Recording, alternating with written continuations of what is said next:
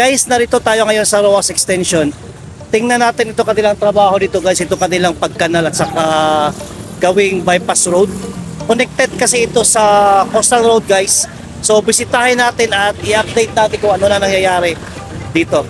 So samahan niyo ako at bisitahin natin guys. This is my first time na tingnan ang kanilang trabaho dito.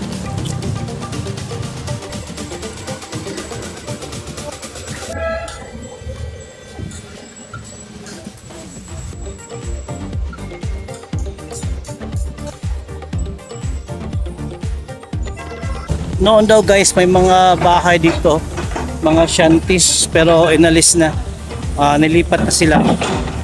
For sure ay hinanapan muna sila ng lupa ng bahay bago na demolish. At ang ibang bahay dito guys, puntahan natin yung sa ROAS Extension guys. So nasa ROAS tayo ngayon. Ito yung bagong building na pinatayo. On my left is the Ateneo.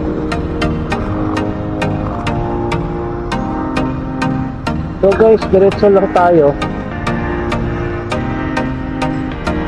This is now the ROAS. Punta tayo ng ROAS Extension guys. Tingnan natin yung ginagawang ano doon, construction.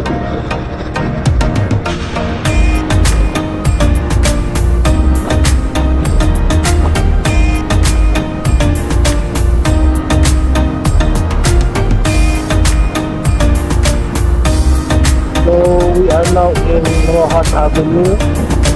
Pupunta tayo ng ROAS Extension.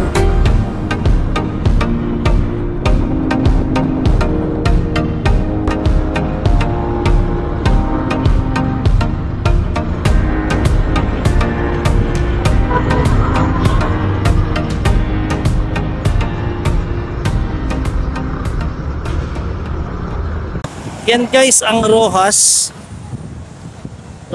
Avenue. So nakasarado dito.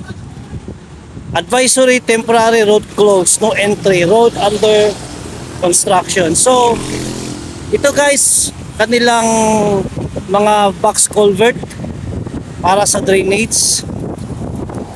So ang gagawin dito, galing doon sa coastal road guys, o nakita nyo yung parang posting yan, meron itong parang flyover, no, dito mabagsak here.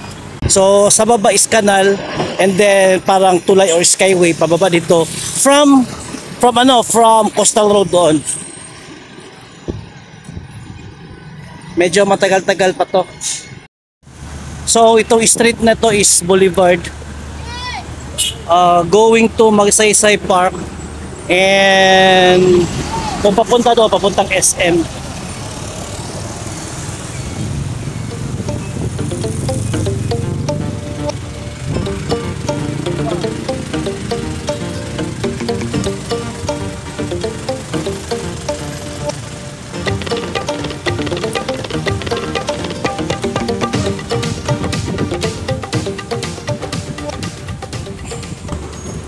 Kung dediretsohin mo to guys, papunta doon, dagat yun siya and papunta ng coastal road.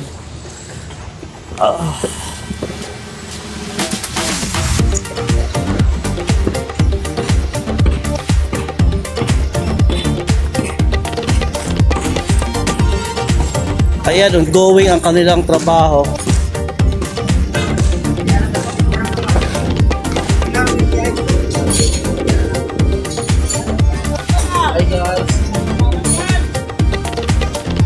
Hi guys. Kalsada man sa una, no? So ito pala noon is kalsada, ROAS Extension, tapos ROAS Avenue doon. So ang mga bahay dito guys, tinanong ko kanina yung isang laborer, ililipat daw talaga to. Kung nakikita ninyo, sinira na ang mga bahay, for sure ay ililipat to sila.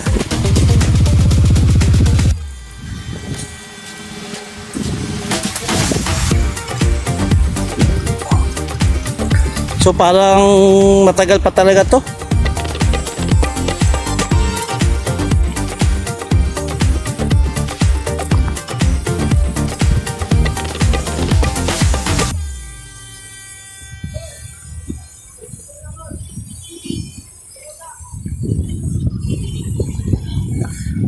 ang box culvert.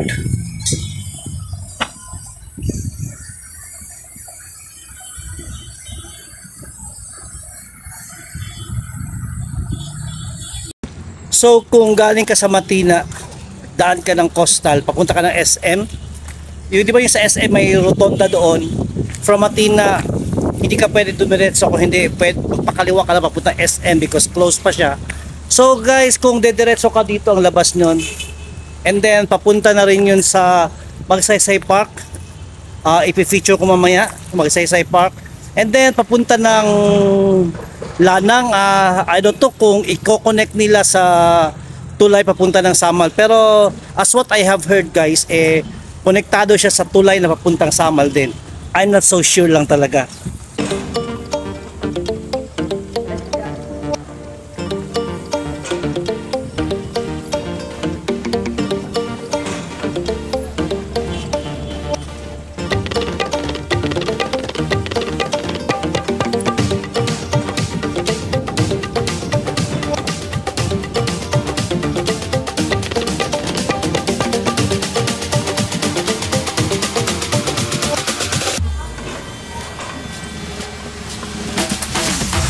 Noon daw guys, may mga bahay dito, mga shanties, pero inalis na, nilipat na sila.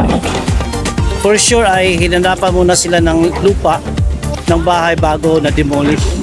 At ang ibang bahay dito guys, i-demolish din daw.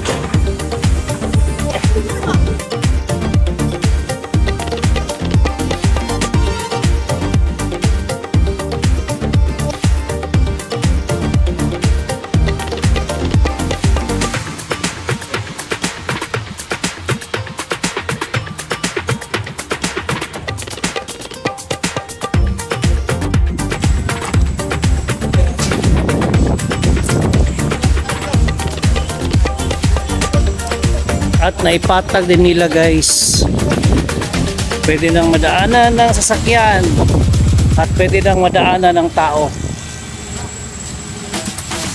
Medyo maputik lang. So guys, hanggang dito na lang tayo. Medyo malaki-laki pa ang trabahoin ito guys. Siguro 2 to 3 months or 4 months ay balikan natin to kung ano na ang ganap or ano na ang kaniyang mga natapos the work. So as of now, alis na tayo, lilipat tayo ng ibang lugar kung ano pa mapuntahan natin. And sana nagustuhan yung content ko ito, and I have to go. Remember that God loves you. Bye bye guys.